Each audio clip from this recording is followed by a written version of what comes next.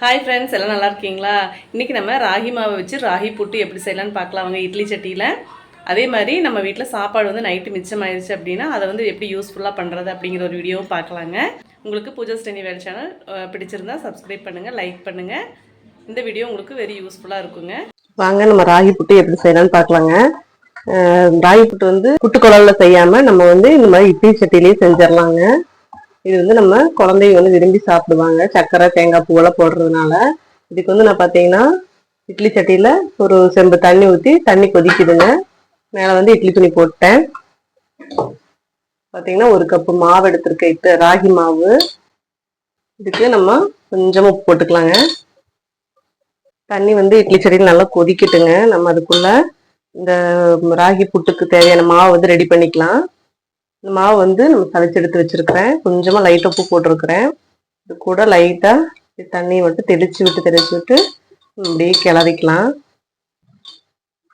உருண்டை உருண்டையா குட்டி குட்டியா வரும் அழகா. நம்ம அவளையும் தண்ணி படுற மாதிரி நல்லா பிசைஞ்சு எடுத்துக்கலாம். இது வந்து குழந்தைய நீங்க வீட்டுல இருக்கிற டைம்ல செஞ்சு கொடுத்தீங்கன்னா அப்பப்ப வந்து கொஞ்சம் கொஞ்சமா எடுத்து சாப்பிட்டுக்குவாங்க, சத்தாவும் ஆயிரும். கூட நம்ம தேங்காய் பூ கொஞ்சம் போட்டுக்கலாம். கொலா புட்டு சட்டியில வந்து வைப்பாங்க, நம்ம இட்லி சட்டியில வைக்கலாம். எப்படியோ ஆவியில வெந்தா சரி. இப்ப நல்லா தேங்காய் பூவோட சேர்ந்து நம்ம பெரட்டி எடுத்தாச்சுங்க.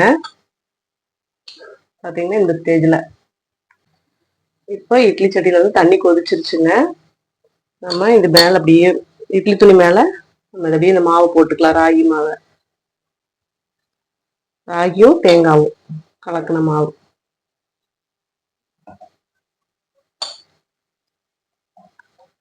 போட்டுக்கலாங்க. ஒவ்வொரு இதுலயும் போட்டுட்டு நம்ம அதை வந்து மூடி வச்சுக்கலாம். இது வந்து ஒரு 10 நிமிஷம் வெந்தா போதும். ஏற்கனவே தண்ணி வந்து கொதிச்சிருச்சு. இட்லி சட்டிக்கு மேல ஆவி வந்துருச்சுன்னா நான் வந்து அதே குண்டால சர்க்கரை எடுத்து வச்சிருக்கேன். உங்களுக்கு வேணா கரும்பு சர்க்கரை எடுத்துக்கலாம். நான் வந்து வெள்ளை சர்க்கரை எடுத்திருக்கேன். மேல வந்து இட்லி சட்டிக்கு மேல ஆவி வர ஆரம்பிச்சிருச்சு. இப்ப வந்து மாவு வந்து நல்லா வெந்துருச்சு. இப்ப நம்ம ஸ்டவ் ஆஃப் பண்ணிக்கலாங்க. ஆஃப் பண்ணிட்டு இப்படி ஓபன் பண்ணிக்கலாம். ராகி மாவு பார்த்தீங்கன்னா நல்லா வெந்துருச்சுங்க. ஒரு 5 நிமிஷம் வச்சிருந்தா போதும். இது அப்படியே நம்ம துணியோட எடுத்துருவோம்.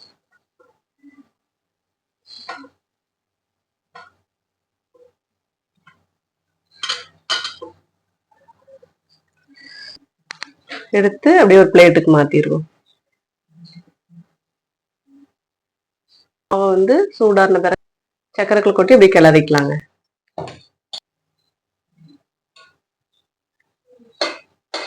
இந்த சர்க்கரைக்குள்ள மாவை நல்லா கொட்டி குலுக்கி வச்சிடலாங்க. வெள்ளை சக்கரை வேண்டாம்னு நினைச்சீங்கன்னா நீங்க வந்து கரும்பு சக்கரை போட்டு மிக்ஸ் பண்ணிக்கலாம். ஆனா இதுக்கு வெள்ளை சக்கரை போட்டா இன்னும் நல்லா டேஸ்டா இருக்கும். இந்த மாதிரி சக்கரை போட்டு உள்ள வந்து தேங்காய் பூ போட்டு நம்ம வேக வச்சிட்டோம் ராகி மாவுல. இந்த மாதிரி சக்கரை போட்டு நம்ம அப்படியே கொஞ்ச நேரம் அப்படியே அமுத்தி வச்சிட்டோம்னா அந்த சக்கரை தேங்காய் பூ ராகி மாவு எல்லாம் வந்து ஊறி நமக்கு சாப்பிடும்போது சூப்பரா இருக்கும். இது வந்து ஒரு 4 மணி நேரம் 1/2 மணி நேரம் கழிச்சு சாப்பிட்டீங்கன்னா நல்லா இருக்கும். நீங்களும் இதே மாதிரி வீட்டுல ட்ரை பண்ணி பாருங்க, குழந்தைகளுக்கு கொடுங்க, ரொம்ப நல்லா இருக்கும். டக்குன்னு செய்யக்கூடிய ஒரு டிஷ் தாங்க இது.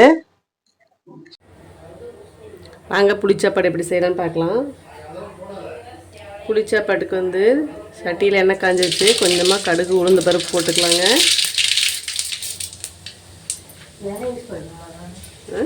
அப்புறம் கொஞ்சமாக வெங்காயம், ஒரு பச்சை மிளகாய் போட்டுருக்குறேங்க. ஒரு 3 வரமிளகாய் போட்டுக்கலாங்க.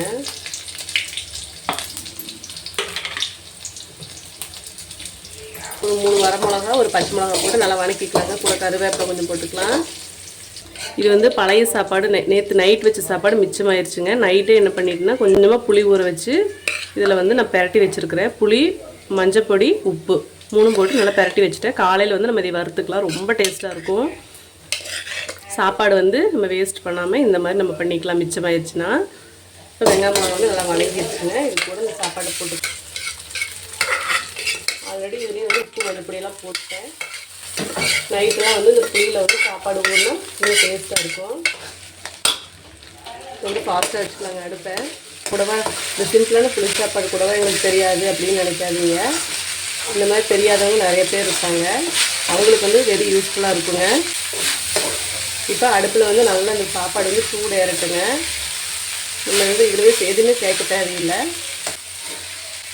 எனக்கே வந்து பார்த்திங்கன்னா கல்யாணத்தப்போலாம் சமைக்கவே தெரியாது. நானே வந்து கொஞ்சம் கொஞ்சமாக அப்படி சமைச்சு பழகினது தானுங்க.